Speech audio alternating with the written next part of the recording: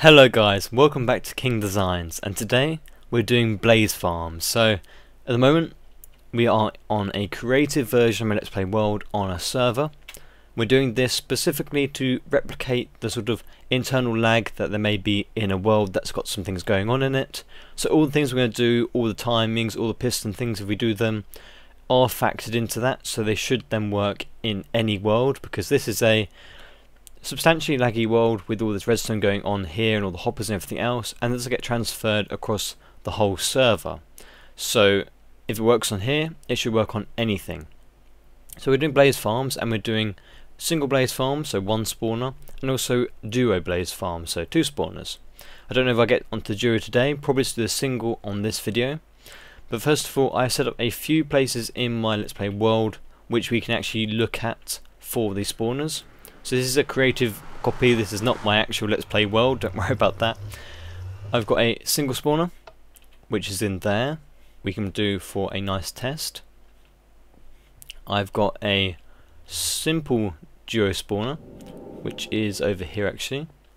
So two spawners very close together, same level, no, very nice placement. And then we've also got one that I was looking at originally in my Let's Play world, and this is a slightly more complex duo, and that's just because, let's go back, thank you, because these are on different levels. There's one inside that obsidian cube and there's one inside that one. So we look at kind of overall the whole two videos, maybe we're going to look at different level ones, a simple one and the single one. And the single design will be related to the duos as well. They'll probably use the same sort of single bit, but then the stuff going between them is going to be a vastly different story altogether, so there probably will need to be a separate video for that. So before we start actually going into Nether and playing around with different things, we need to go back to basics and understand how blazes work and how spawners work.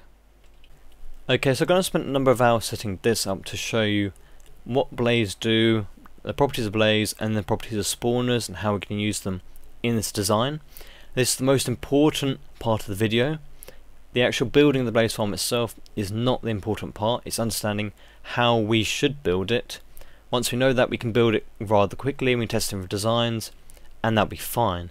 But if you don't get this point or understand this or watch this bit, then you won't understand anything we're going to do and why we've done it on the rest of the video.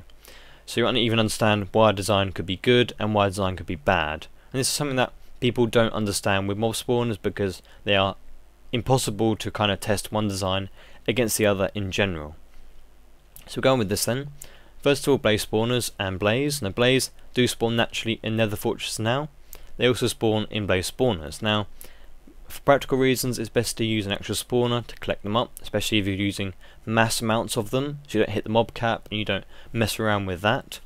So blaze spawners can spawn 2 blaze spawners per nether fortress, and nether fortresses can spawn into each other, so you can have sort of fortresses which look like they have more or less if they kind of merge and that part gets deleted. So you can get triple blaze spawners or even quadruple blaze spawners are theoretically possible, but just incredibly rare. So double blaze spawners near each other on one fortress are not too common, and they're not really rare, but they are uncommon. So blaze themselves, they are 2 blocks high, that block and that block, like so. And the bottom block on the mob, so if this, when you're standing on here and you look at the light level up here, if the block light is 11 or less, then a blaze can spawn there. It has to be 12 or above to stop them spawning. That's important if you want to turn the whole mob trap off. When they're docile, so when they're not actually tracking a player, they will automatically sink to the ground. That's the most important part of this that you'll probably learn if you don't know it already. Most people should know that. And they only drop blaze rods when the player kills them. There's a different drop on Xbox, they drop glowstone as well I believe, but we're doing PC. You get 10 experience per kill, which means you need 83 for level 30 or 176 for level 40. They're key points to know. And you can move them around with pistons or lava, or let them fall down. Lava is the most important thing to learn from this. You can move them with lava. It doesn't hurt them, it doesn't kill them.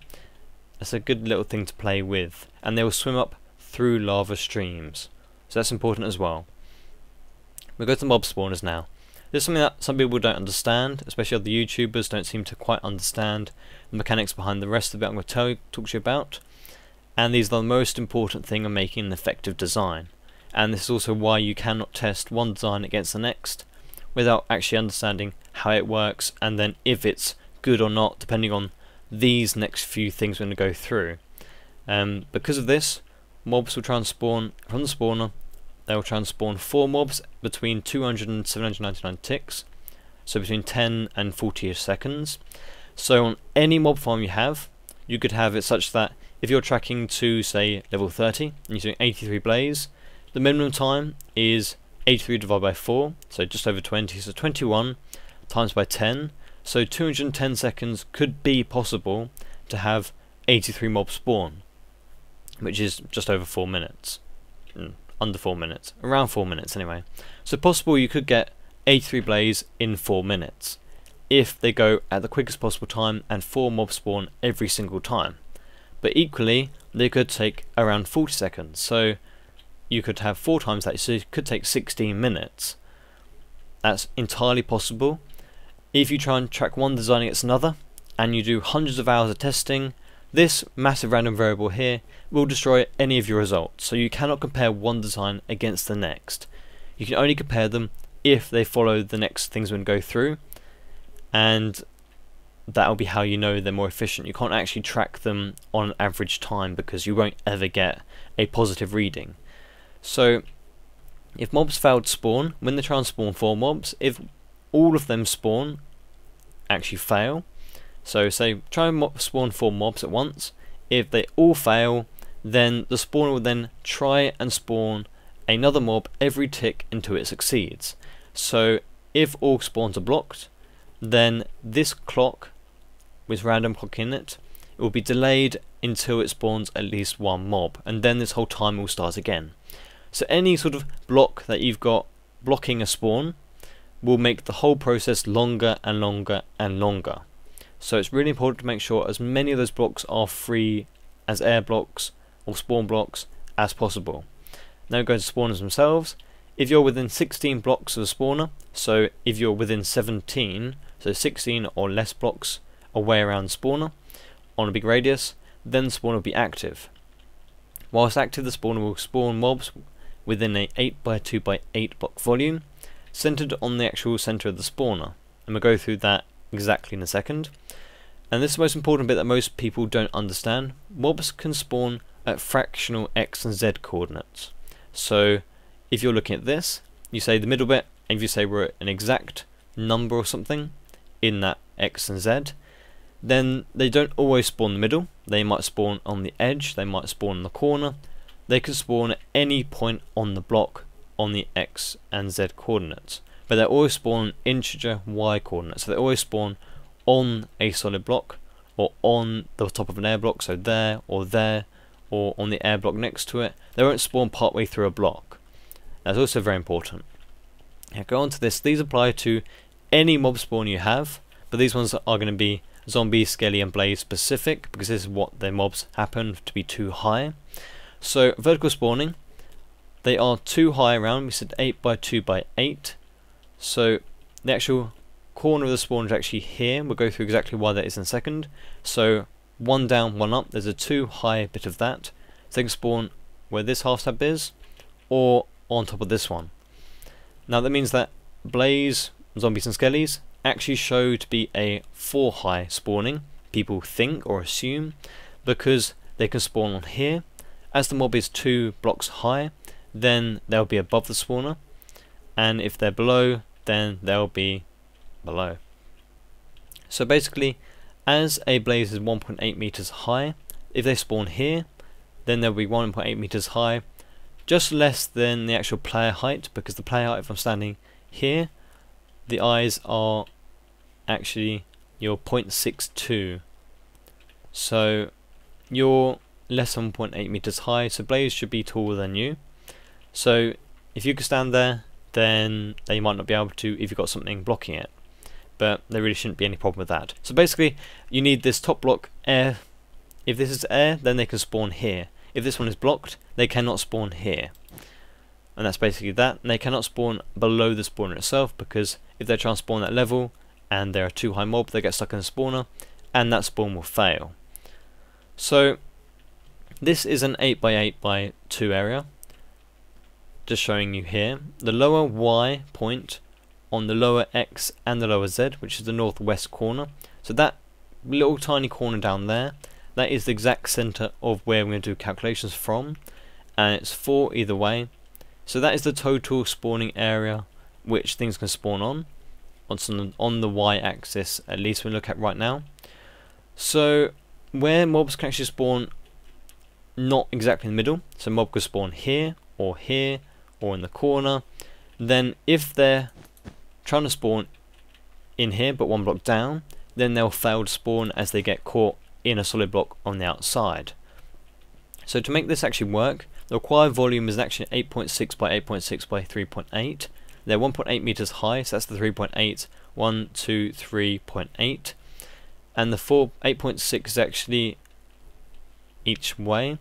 So you divide between 2, so 8.6 altogether. So it's actually 4.3 every direction from the actual center. So actually 4.3, so it's like there or something. Which means also this block here should really be left as air or spawning platform or something, so that they can all spawn. If you just picked an 8x8x4, so just say that this is a 4 high, so 8x8x4, so this grid and 4 high, then you also have a failure rate of 1.125% on average. So there's a 1.125% chance that something will spawn against the edge and fail to spawn. If those happen and all 4 of those spawns fail, then you get delay in the whole thing and things get slower. So we carry on. So to make it maximum potential, you need a 10x10x4. So like I said, there's a 0.3 on every side you want to configure into this, but to get it to work you need another whole block, because you don't have a kind of a half slab which is sort of sideways yet. So this is due to the 0.3 extra on each bit. So that's what we want to configure to make the maximum potential possible, to make as many things spawn as possible. If you have a less sized one, you may only get 3 or 2 spawn each time. You wouldn't get the 4. So carry on. So to make it most efficient, this is a 3D version of that. So the top block is glass because that's just an air block. It's not actually a spawning block itself. It's just the block needs to be free so things can spawn on the layer below. And I left these sides off to show you the kind of middle bit. The green is the 4x4 bit around the actual spawner itself, and then this yellow bit is the outside. There's also colour coding in this. So that's what you want for the best sort of spawning. Like I said there. If any block is actually blocking any of those pieces of wall or glass or any of those bits, then spawning will be reduced. If that happens to such that no mob spawn on that cycle, then there'll be delay and the whole thing will slow down. But really, if you have any blocks blocking those things, then you might get only 2 or 3 blaze spawn instead of the 4, which will slow things down. I said that already, that's okay. But there's more. There's something that is more important. Well, equally as important, let's say. There's a spawn condition checker. So in any mob spawner, if there's more than 6 of that mob in a 17x9x17 area, it will not spawn any more mobs while that condition is met. So this is a 17x17x9 area around the mob spawner, just with this yellow wall, which will turn into an orange wall in a minute. So if your collection point of mobs is within this box, then you're a little bit screwed because it will not build up to a vast amount of mobs. If your collection point is here, let's say, underneath the spawner, underneath the area, then your mobs can keep building up, keep building up, keep building up. Here is a representation of everything we talked about so far. I think it looks quite pretty. I think it's going to be the thumbnail, it looks really good. This is green bit is the player radius, so if you're within this sphere, it's a sphere, don't worry. The sphere's around about okay. If you're within this, then the mobs will spawn on spawner, that's good. Your collection point needs to be outside this orange grid, which is the actual checker. So anywhere outside that and you're fine. And the actual blocks you need to avoid blocking are these ones in the middle, including the glass. and you can't do anything about the block underneath the spawner like we said. That's going to happen whatever. So yes, that is the key points of how you make any mob spawner work. Specifically on Blaze, now it also works for the other ones as well. You can adjust it to different types of mobs. You can adjust it for sort of skeletons and zombies. Does the same thing as this, actually, exactly the same. Apart from Blaze, we're always full and they fly, and there's a bit different mechanics than that. Basically, we're going to build everything off of that. If you understand that, then we can make an effective farm.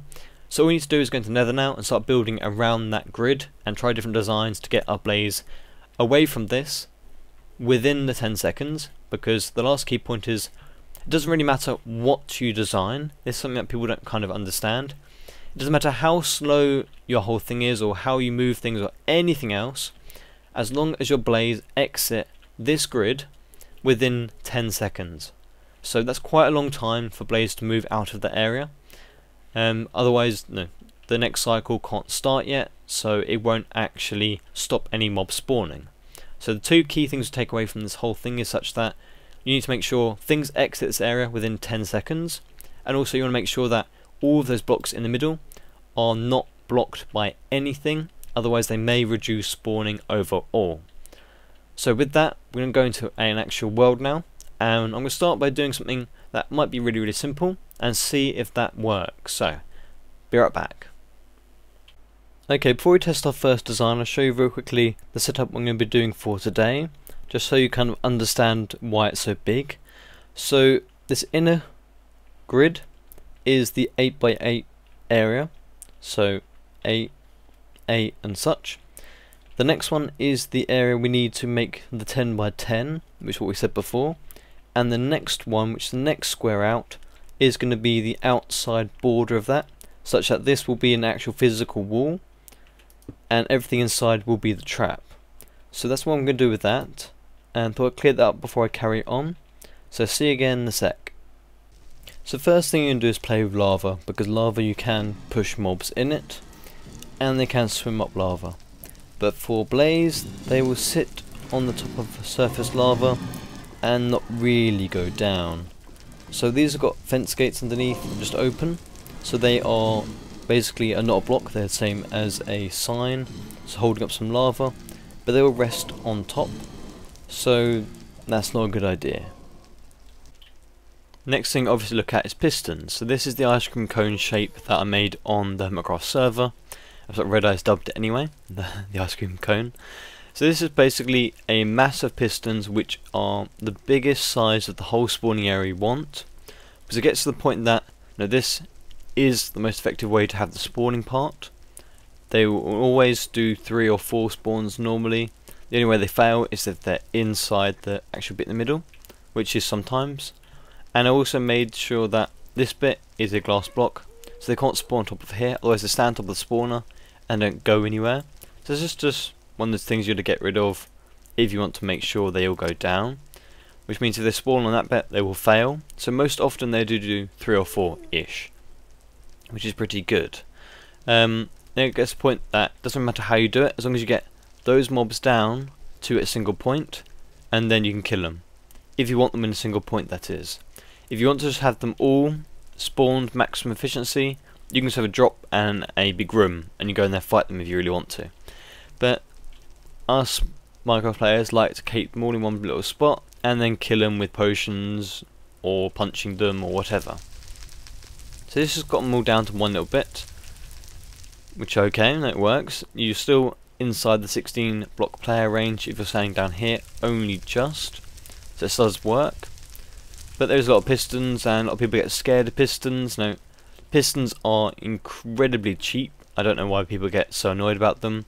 In survival, I will build the most efficient one, not the cheapest. But we will look at other versions just to have a look at this. But it gets to the point that I've actually put stair blocks on those blocks. They're not actually solid blocks, they're stairs upside down. And you can get them down there, but you got to start looking at how many die on the way down.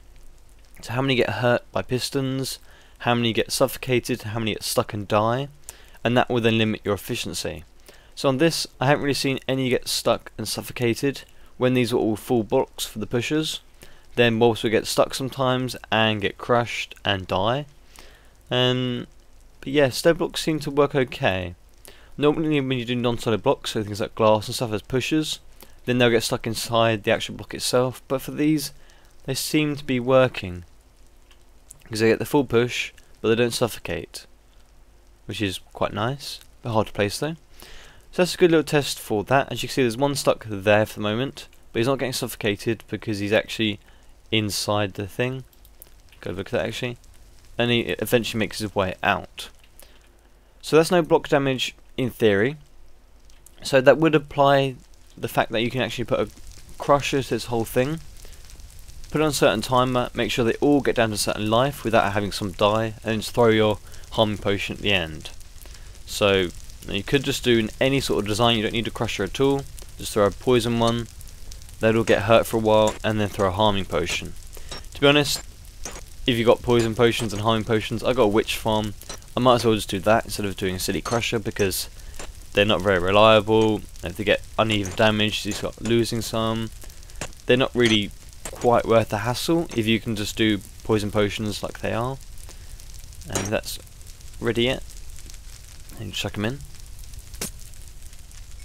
just like so, and that would be that. And things go in to there and such, and that would work. So I did some timings on this, and no, I did a couple of tests, and just to show you that there's a massive range in times. The first one was about 14 minutes to get 83 blaze. Second one was 9 minutes 44. So you can see how massively different the times can be on exactly the same farm. So you cannot compare them directly, but we know that this is the maximum potential on the spawning part, and so far in this design I haven't seen any die, so they should all get down to the collection point. So that in theory is already a maximum efficiency design if you can get them down to the corner at the bottom in a way that you want, and then you can kill them easily. So that comes to the point that we can already make it maximum efficiency it seems, but we need to make it best for the player. So convenience, get them stuck down the proper bit, maybe do a crusher, play around with that. So I'm start doing that sort of thing, and I'll be right back. Okay, so before we move on to the next bit, I need to reiterate very strongly the importance of this big spawning area up here. You probably know this by now, but any mob trap which is smaller than this, with this whole area up here, will be less efficient. That's how you track it. That is the only possible thing you look at, along with how many blaze die on the way down. Any smaller trap, you can't say this one's cheaper or that one's cheaper than this one, because it's got less pistons in it, well, it's got less spawning area in it, therefore it'll be less efficient. That is the bottom line. If you've got max efficiency, it's going to be more resource intensive, obviously because it's bigger. So if you're going to have a bigger design, you need a bigger cone, so you want to get down to one point. You're going to go down until you get to one point. Now that gets a bit far-fetched, doesn't it? It's kind of moving too far down, so if you waited here, the spawn is no longer active. If you want to wait up here somewhere, you need some sort of lava stream to bring those blaze up to a correct level. So we're playing with blaze and lava over here, and blaze will swim up a column of lava or through bits of lava like normal mobs do through water. So up they go. Now I'm playing different ways of manipulating them in the lava stream. So if you do a tripwire, it doesn't really work very well, because of the way they go up, they kind of get a bit stuck, and yeah, not very fun. So you get stuck in like so, not very good. If you use it with a clock, like this one here, you can get the blaze to be manipulated pretty well. So just with a see-through block and with the clock, they go up and then they'll get pushed sideways. So that works, that's fine. They will not actually pathfind around lava, so they won't actually be swept into lava stream. They do not go sideways at all on their own, they only go up. They're quite happy sitting there. This is a bigger one, a bit more special, but you chuck a load of blaze into there. This just runs a clock, doing the same sort of thing as this one here, but on a more efficient level. So these will keep going up on a timer, and they'll make it all the way up the top. Now on any sort of piston thing or anything like this, it doesn't actually matter how long it takes for you to get from here all the way up to here, just that they do eventually. Because if you're AFKing there, you don't need them instantly, you need them to build up over time. So The only difference that can be between any design is kind of a few seconds going from one bit to the other when there's 83 of them. But if you've got a more efficient trap, then it should negate that anyway. So yes, they all come up fine with that, and that's one way you can do it in a up and sideways direction. But obviously you can move Blaze in different ways, so you can use little piston tracks. So put Blaze there, he moves along. Other ways of doing it. Some special ways where some people are doing sort of fence posts and full blocks and get them stuck in between, such that they would actually see that those two side bits will be too high for them as they're 1.5 blocks. As it moved, then they'll be pushed along. I don't actually think that works anymore. At least I couldn't get it to work very well for what I wanted to do, so we'll leave that one. Another one is a piston caterpillar track. So jump onto the other creative world. So I've got a whole load more things to show you here, which is going to be the basis of pretty much the whole design I'm going to do for the single blaze spawner, I believe. So we'll run through this. This is the conveyor belt. Let's put some mobs in here like so. Just chuck some in there. If all the blazes come down to a point like that, and they go along the conveyor belt and go into a lava stream and come up towards the player. Now, they will get into the lava stream eventually when this cycles around. And all good is a little clock on here with a pulse generator coming out of it, pushing them all along every now and then. So as long as they get into there eventually, then it will be fine. You'll see this when it goes back around, they'll probably go mostly into there. You only expect maybe 4 or something per cycle. There's only 1 or 2 left there now. They will get in there eventually. So that's a good way of doing it, if you can get all your blaze down to a 1 wide area. No, which is an easier thing to do than a 2x1 or a 1x1. And to do that, you can use tripwires. Now, I used tripwires a long time, and I tried to use tripwires in a sort of a 4 wide. So if you had the farm like this, I did holo testing months ago trying to get a blaze farm which was a tripwires along there, and I could do it, but it was incredibly crazy and a bit insane. So that wasn't really a sensible way of doing it. So over here is different ways I can do a 2-sided only. So if I have this replicated on both sides, going down to channel in the middle, which is going to on these, and they're coming up to the player. You can see they're mostly in there now. Me spawning them in the half slabs, sometimes they get a bit stuck. But in actual practice they'll be fine. So I'm playing with different things along here. This sort of thing I was doing for my gold farm a long time ago on my first Let's Play actually. So you can go onto a thing and it'll push you along. No, just goes up like so. But if you get your blaze stuck in the actual piston like so, then they'll be extended and you'll have some problems. So to get around that, you need to make clocks into this, and this one's above, so the piston is above the tripwire, and this one, the piston is below the tripwire. And you can see that each level is that far apart, so there's 2 block gap, and this one there's only 1 block gap. So this one's much more compact vertical version, but you need to start putting clocks in. So if you get stuck in this one again, then it gets stuck and your blaze will start getting piled up and it would be very fun. So you're also using stairs because they're a block that the actual mobs can fall down on and kind of rest down on, and it works well. Beforehand you'll be using them anyway to make sure that the tripwire can work, but these work very well as they are. Then we go on to making sure that the tripwire stays safe. It doesn't bother about things getting stuck like this, it will keep going. So different ways of keeping the clock going like so. Let's stand over here actually. See that this will keep pulsing until something gets off of it, which is a good way of doing it. And over here I've got a piston just basically cutting the signal off. If I just get let's see if I get a lever out, I can show you quite easily. Get a lever onto that. So basically this makes a little clock here, and this will cut off the signal every 4 ticks and just keep going around until the signal goes off. Now that's fine in principle, but if you do more steps like this, then this one actually up here can turn this one here into a bud and it'll break it. So that's not the easiest way of doing that. So we're looking at different ways to do that instead. So this one here, this one also works. That'll keep going around in a clock and that'll work like so, and that'll work fine stacking up as well. But I think I'm going to get rid of the piston, because pistons, I don't really want pistons in them as much. I'd rather use just redstone. So I'm playing with clocks like this. I was doing them clocks like this for my last little nano farm I did. So basically, if you have the signal off, then it'll go around in a clock. You turn it on and it'll stop the clock. It doesn't actually break the clock, it just stops it going around that point. So this one over here is going around in a little clock, like so. That works well.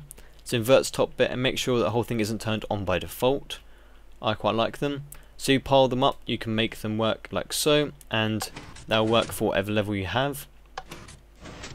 And that's good, and they don't bud anything, and it's all hunky-dory and nice. Or you change it, you can have it a little bit different. You can have a 2-tick, 2-tick, and going around like so. It will still work the same. You could do that if you really wanted to. I think we'll do something like this, or maybe this, because I have the resources and I don't really care. Use up a little bit of space, but I might do that anyway, just for the hell of it. So yeah, I like these things, and if I have these on each side, the same principles, a little bits on the end for the clocks, 2 massive sides of them, and then going down to a conveyor belt like so, bringing the blaze up through a lava stream, and then we can start looking at a crusher at the top. So I'll build that up now in that world. I'll be back to show you it working. And it's done. My version of it anyway. And I do believe this is going to be 100% efficient if you're excluding the blocks on top of the spawner itself, because your blaze spawns on there. They're probably not going to escape from that and get down to the trap. And the block underneath the spawner as well, because they can't spawn there anyway. Excluding those blocks there, every single other block is spawnable and is used in this trap. Not a single mob dies from any sort of damage, being crushed or anything else. Not a single mob gets suffocated until we want them to in the end crusher. Every single mob gets down, they spawn maximum. I think this is great. Every single mob gets to the end, comes up a lava stream, then they all come to the top. Now for this, I've got crusher in this, so you can even prove that they were working very well. So open the floodgate and just push this button and they all come streaming down in one go. And they all come down at once, it's amazing. And all you do is then just close that buffer, and they'll get trapped in this little tiny spot here. Crush them. They get down to half a heart. Now if any of them be hurt by any sort of solid block damage before this, then some of them would die, because they're half a heart now. You can sit there and just punch them, you can see them dying now, and you get the experience completely fine. You can use a potion of damage and just get rid of them that way. Or all the drops come through here. I love this, I think this is brilliant. And no mobs will come through. No, it's completely safe. I think it's brilliant. I'm really pleased with this, and there's some really cool stuff in this that I've put in. I spent maybe 15 hours, 10 hours or so doing this all of today. I'm really pleased with it. We are just outside the range for the 17 by 17 by 9 checker. That's this grid here still.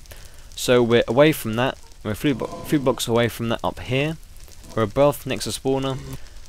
I think it's great. And I spent hours doing a different design here for the actual capturing and crushing and moving things and everything else. And it was getting really, really big and really, really strange. And it wasn't quite working how I wanted to.